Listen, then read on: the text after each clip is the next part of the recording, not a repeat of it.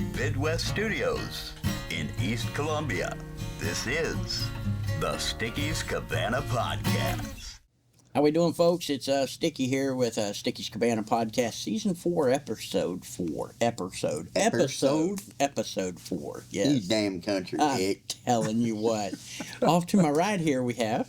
Hello, everybody. It is I, your furry pal Topher. Just gotta brush him. You gotta brush him out a little bit. Yeah. And then across the table from us here we have Mr. Howard Levinson. Howard, how you doing? Doing well today. All right. So, Howard, give us a little backstory on your musical career. My musical career. I know that's yeah. Back Man, in the day.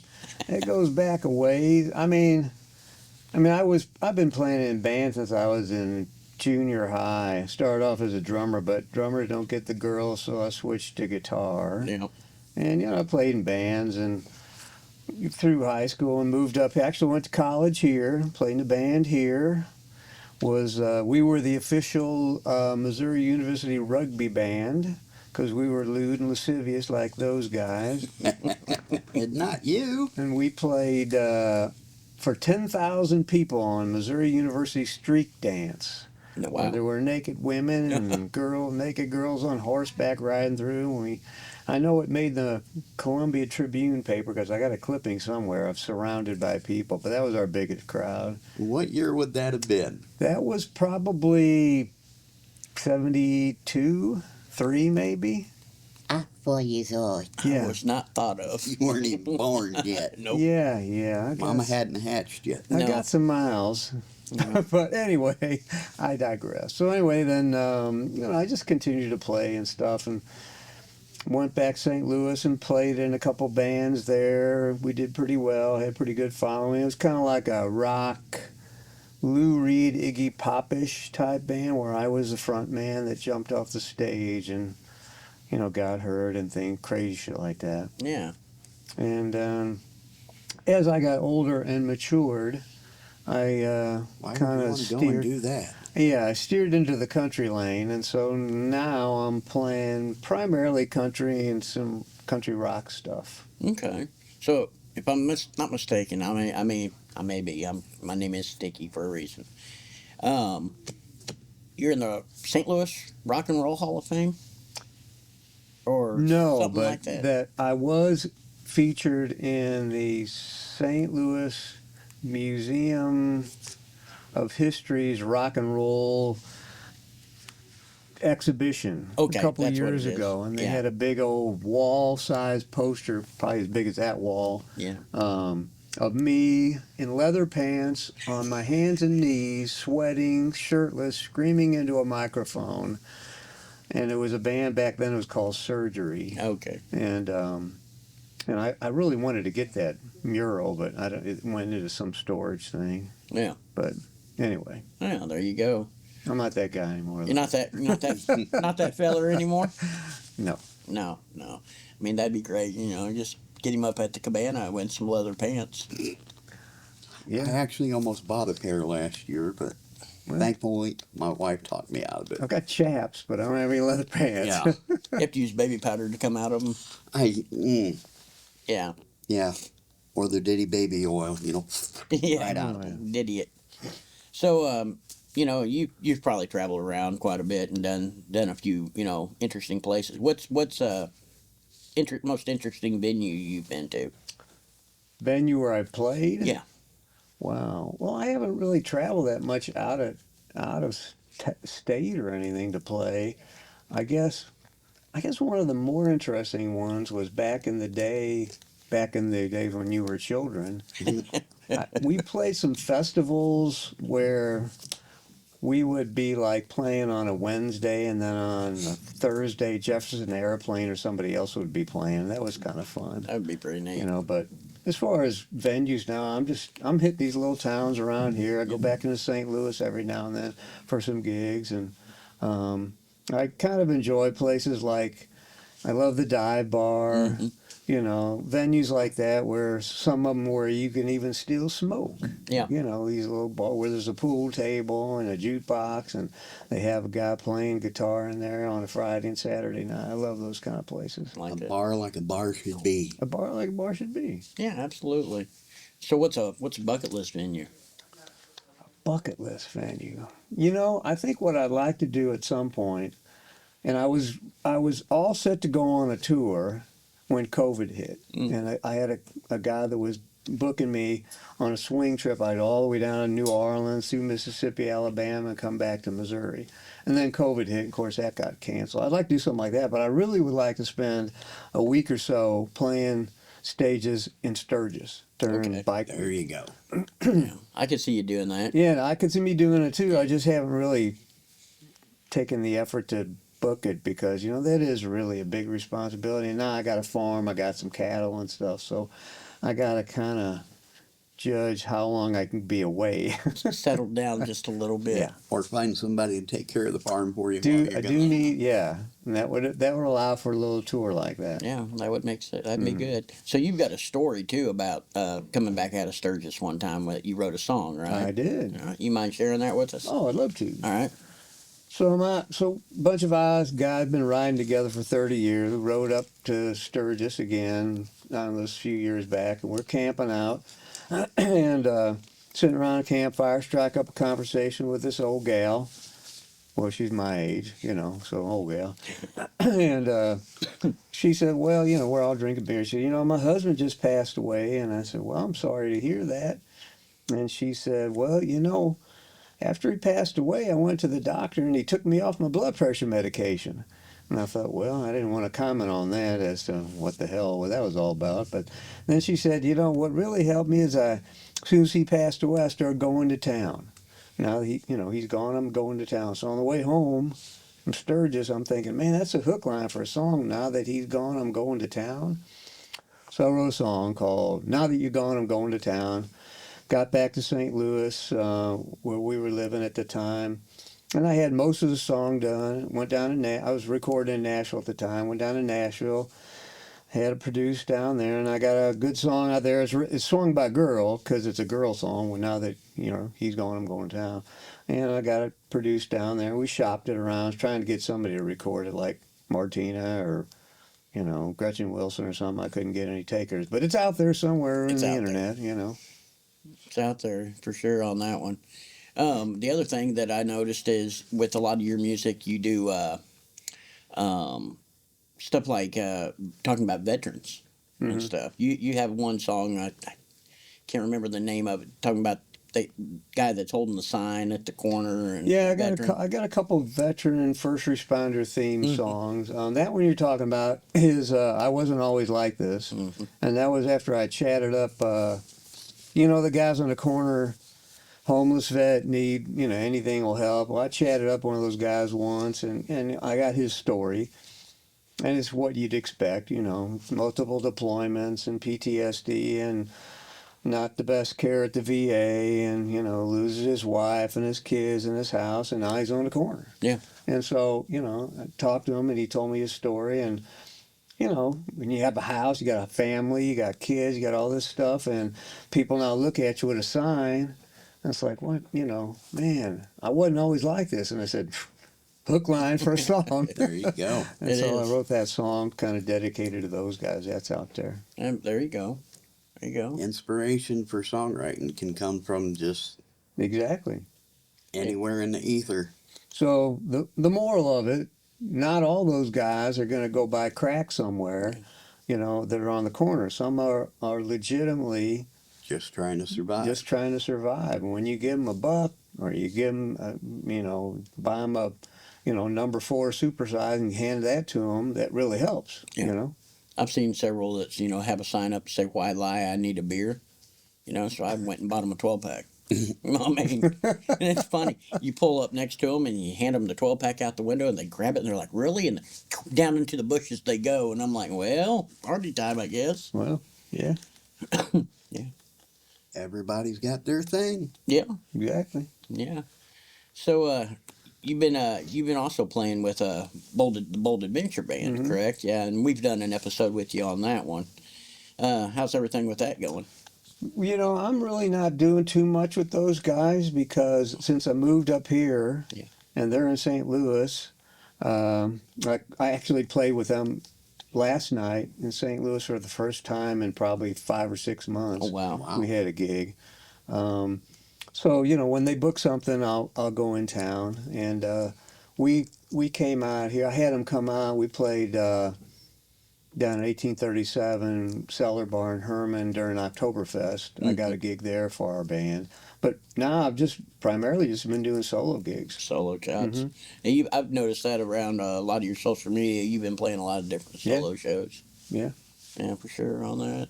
Now, I am, if anybody comes out to the Cabana, they know I'm a bit of a gear slut. So, what do you play through? Oh, What's your well, weapon of choice? yeah, being solo, I don't really have to have a lot of stuff, Right. I mean, back in the day, I had the Marshall and all that stuff, and that's why I hear all the time now. Yeah. But now I've got a little Bose S1 and a couple, powered speakers that go along with it, and that's really all I need for a solo gig. What kind of guitar are you playing these days? A couple different ones. I got a Taylor acoustic, Right. and I got an Epiphone ES335. Oh, I'm messing nice. with. I got a Strat. Who doesn't?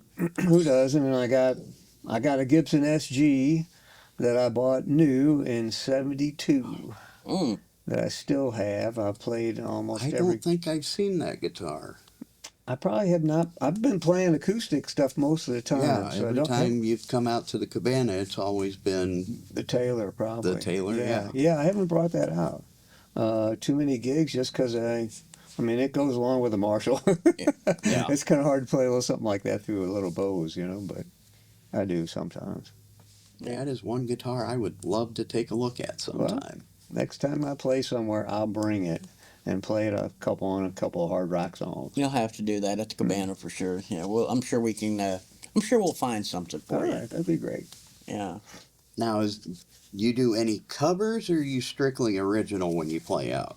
No, I'm doing a mix of covers. I mean, you Okay. got to do Hank and Charlie and Stones and Tom Petty and you got to do that for somebody. Everybody wants to hear stuff like that. Yeah, That's you've got how it quite a goes. bit of originals material. Yeah, I got a bunch of original, and it's all kind of the same genre. Hank Jr.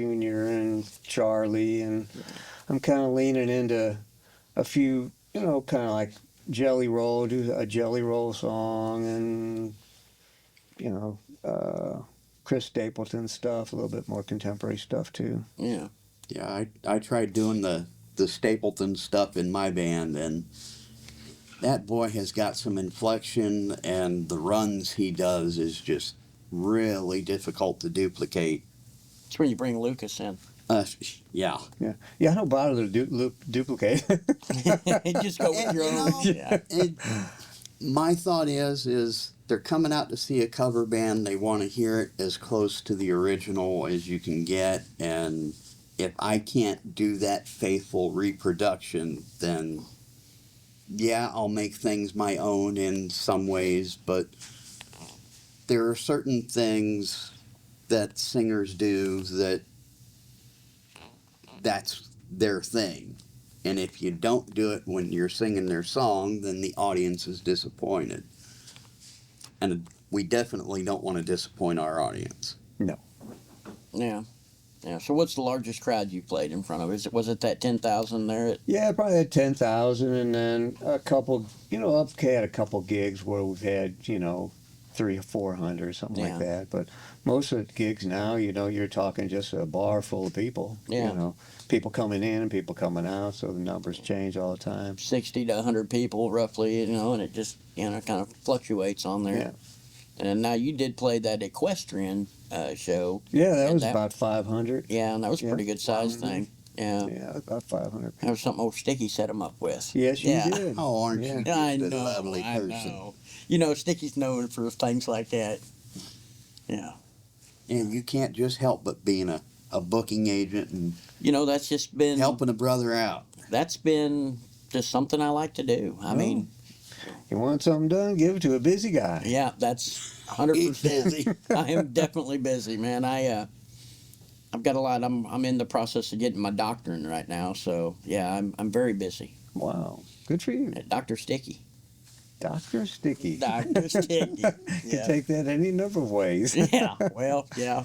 That could be interesting.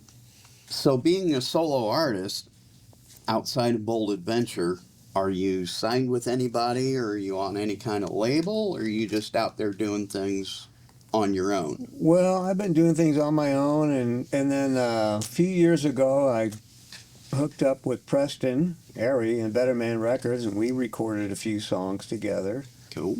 And I kind of go with serendipitous stuff, and somehow or another, a couple things have happened over the last year or so. I was contacted by a music group out of the UK who said, we really like your stuff, we'd like to promote it. And they promoted it, and so I'm on internet radio stations through them around the world, like Australia, Denmark, Germany, UK, France. So that stuff's out there on a bunch of different internet stations. Pretty neat. Cool. That's pretty cool. Yeah. And then somehow or another, serendipitously, some other record company says, hey, we like your stuff. And they're called bigrecords.world. And they're out of Canada. And they're very veteran-based stuff. They do a lot of nonprofit stuff with veteran things. So maybe they heard "Cut One, We All Bleed" or "I Wouldn't Always Like This." So they signed me, and now we'll be doing 3 radio station releases on traditional radio station, not internet radio, and then they're doing sync for film and licensing stuff, for movies and stuff like that. Nice. And they do social media crap and stuff like that. So that just started last month. Okay. So I'm in the beginning stages with those guys, and they're going to do tours where they'll have about a half a dozen of their artists get on a bus and go somewhere, and then they do a video of the tour. So they did one last year with a bunch of guys on it, and they're talking about coming into Illinois, and so that would include me since I'm in the Midwest. So that's what's coming up Oh, for That's pretty 2020. Just don't take any prop planes from Iowa to where were they headed that night? To I guess Wisconsin, I think. Yeah, Yeah. that last minute. Oh, I'll go on that plane, sure. Yeah. And then, how long you're still with Preston then too, and you do? Well, I might do some recording with him. Yeah. I mean, he does like I've been to Nashville a bunch of times and recorded with a few folks down there, and Preston does a really good job too. And then I don't have to pay for a hotel in Nashville and driving down there and stuff like that. So I'm writing a couple of songs right now, tweaking and trying to come up with a finishing product. He and I may do that because he's really a great guy. Yeah. That sounds good. I mean, yeah, we had him on as a guest, and he mentioned you. He mentioned Derek Wayne Brown, and a few other things. He's got some Christian people that bands that he deals with as well. So, All friends of the Cabana. yeah. I mean, we've had all y'all on there. So yeah. Yeah, that's what I've got. A couple spiritually themed songs I'm working on right now. Kind of as you get older, You think about that. you side think about of those things. kind of things. You're like, well, okay, yeah. Alrighty. Well, at that, we're going to take a break for a second, and you'll hear a word from our sponsors. We'll be back in a minute. When you take an oath and live by a creed, you cut one of us, we all bleed. Yeah, we all bleed. You answered the call, you met the threat, you gave your all, we'll never forget. We'll raise a glass to your memory. On hallowed ground, we'll gather there, we'll take a knee and say a prayer. We'll meet again someday, to God I swear. When you take an oath and live by a creed, you cut one of us, we all bleed. Yeah, we all bleed.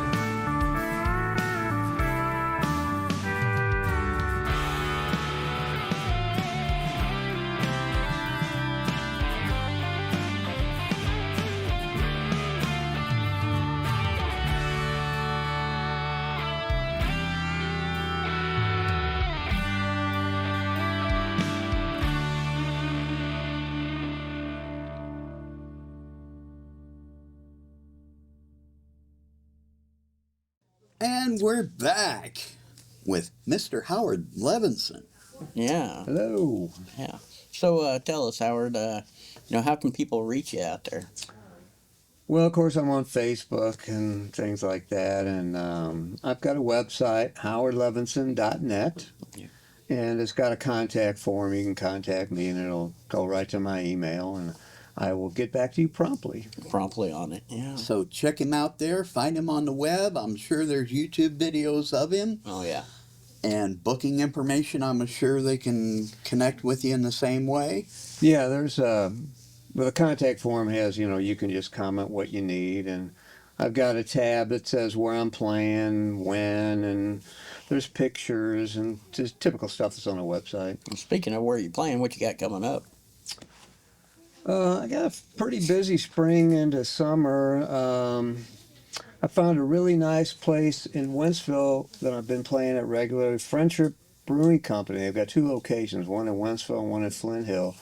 Great food, craft beer. They make their own beer. Nice. And I'm playing there tomorrow night. Or wait, tonight. I'm playing there tonight Oh, goodness. in Wentzville. And then been playing little places, TJ's in Mexico. Yeah. Of course. I unfortunately missed that show because I'm right there in Mexico. TJ's, Terry, Tanya, love to see you. Well, I've got about known 3 them gigs folks coming for up there. many, many years. The Bomb actually, the outside stage, we were the first band to Oh, really? inaugurate, in many ways, the outdoor stage. Yeah, it's a great place. And Yeah. of course, the dive bar Yeah. down in Herman, 1837, cellar bar there. So yeah, various places. I'm in St. Louis at Pat Connolly's Tavern. Love That's that down by place. the zoo. That's on Mardi Gras weekend. Playing down there. That's gonna be wild. Just around. Just around, Yeah. yeah. Fairly easy to get a hold of and play around just all over wherever you can, really. Yeah. You've been playing any more down there in Hartsburg? Got another gig or so at the Berg, Yeah. and It's another sticky thing. go Yeah, down the of course. lake. I'm down the lake every now and then. Charlie Foxtrots or Paradise. I got a few gigs Yeah. there this summer.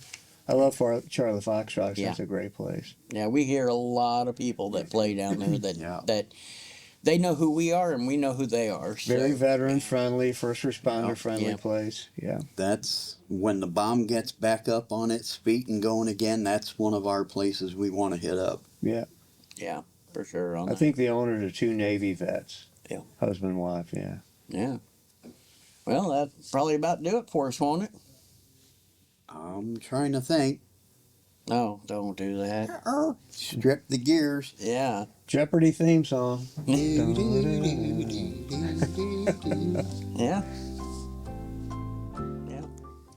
Let's see. I think we've covered it I think all. we have covered pretty much everything that, we can cover in a podcast on it. Yeah. Well, folks, until next time.